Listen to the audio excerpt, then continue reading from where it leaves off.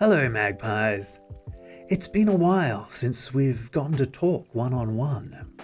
And for that matter, it's also been a while since I've regularly uploaded any D&D lore videos. See, the truth is, I've been thinking about whether I should start taking this whole YouTube thing a little bit more seriously. And at the same time, I've been thinking about how much I've changed over the last couple of years since I started this channel. So, I guess it makes sense that if I'm going to come back and give this my all, then I guess the content is probably going to change as well. But the thing is, unlike when I first started, I now actually have people who watch my videos. I don't have an audience that compares to the size of the other D&D channels I see, but you know, even so, the worst videos I put out still get more views than the number of people I meet in a given week. So, you know, I want to do better. And if you'll indulge me, I would love to hear your input on what direction I could take new content. So, first, if you will allow it, I have a little bit of self-indulgent backstory to share.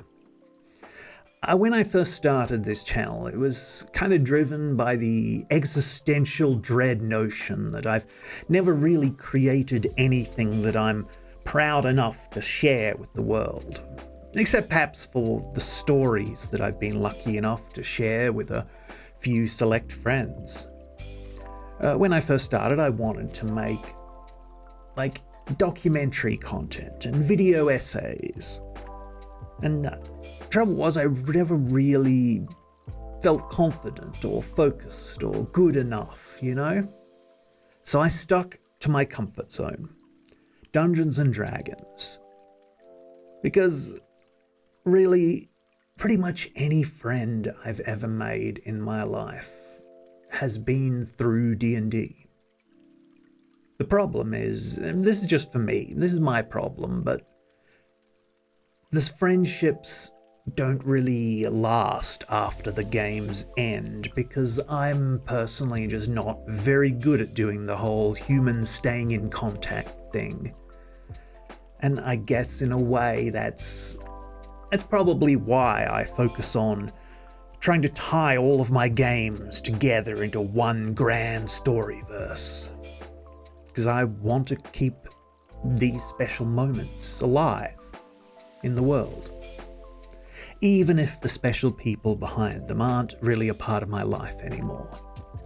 It's like my own little temple, my own shrine to the past. See, I've always been really fascinated by why people believe things. And I'm sure that this ties deeply into my own past, you know, having spent many years deconstructing my own religious-like brainwashing and working through the trauma I experienced in my teenage years at the hands of some pretty, frankly, out there cults that I decided would be a good idea to join. And I think that this grappling with my own past is why I chose to get my degree in history and why I've continued to focus on beliefs and how this has led me to make these fantasy god D&D lore videos. I recently sat down and I rewatched some of my old videos, and I tell you, magpies, I didn't even recognize the person speaking. I was like, bro, was I always such a pretentious know-it-all prick? Maybe I don't want to know the answer to that. And that's not even counting the deranged, unlisted rants that I thankfully delisted or never even released. It got me thinking about everything that happened over the last 2 years when I was making these videos. I know it's not a unique story in any measure, but my life pretty much went downhill after I had the dreaded COVID. I don't think I ever fully recovered, and for a long time I lost my zest for life. I've heard that this is a thing, a lot of people, they report their mental health problems getting a lot worse after COVID. And for me, it kind of manifested in always being exhausted and struggling through a mind fog where, for long periods of time, I was it felt kind of like looking out from the inside, like I knew what I was doing was going to cause me trouble and it was stupid, and that I needed to get out of bed and do what needed to be done, but I just didn't have the resources to, control myself anymore. It wasn't good. So, long story short, I got less than zero help from the evil multi-billion-dollar company I worked for, who I only got COVID because they demanded me to, be out in public on their behalf. And so naturally, I lost my job because I couldn't do physically demanding tasks anymore. And I very, very nearly ended up homeless. Somehow, I managed to pretty much throw all of my belongings out on the sidewalk. I moved to a tiny little small country town in the mountains with very little more than the clothes off my back, my computer, and a few boxes of D&D and history books that I couldn't bear to throw away. So since then, things have been better. I've come out as non-binary, hooray, and I've changed my legal name to suit. I adopted 3 weird little aquatic dragon monsters called Erasmus, Augustine, and Bede, and critically, I've gone back to university. And finally, I guess in the last couple of weeks, I've learned that over the last couple of years, probably because of all the stress I've gone through, it's taken a toll on me, and I've developed some long-lasting health complications.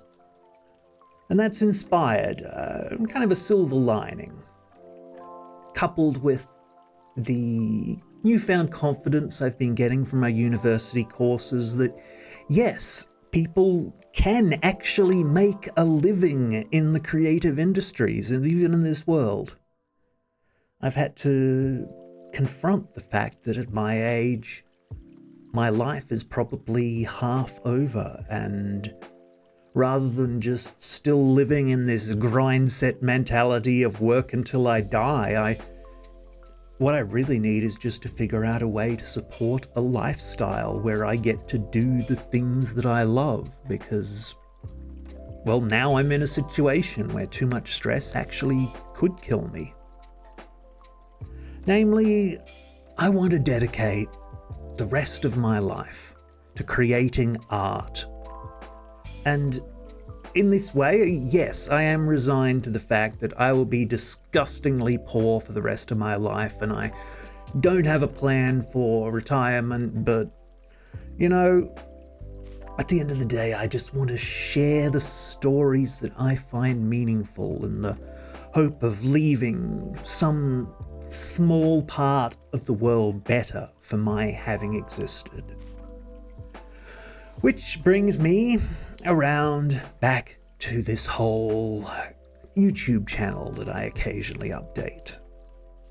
I'm gonna be honest, I don't know what I'm doing here. I record videos in a single take, and then I refuse to edit out every time I stutter or misspeak, because once upon a time I thought that doing this would make the content seem more genuine, in contrast to most YouTubers who will literally edit out every time they pause to take a breath. But like I said, doing it this way, it flies against the accepted standards of this medium. So I can see how it could be off-putting for an audience. I don't know. What do you guys think? Should I start jump cutting around to sound more professional? Or, for that matter, should I define professional by doing what other people do? I don't know. If I'm getting kind of into a rabbit hole here of like, I've got that humanities academic brain where once I start thinking about what is true, I get in this rabbit hole until I've usually I just turn around and say fuck it, I do what I want, and usually just for the sake of being different. But I guess I'm not really making these videos just for myself anymore, so that's something I got to think about now. And similarly, my voice acting, is it cringe? I mean, I think it's pretty hit or miss, It's kind of like undead jiggle physics. Yeah, it's going to put some people off, I accept that. But at this point, is it my brand? Does it even matter? I don't know. At the end of the day, and this is what I wrote down on a little piece of paper here. At the end of the day, I do what I want.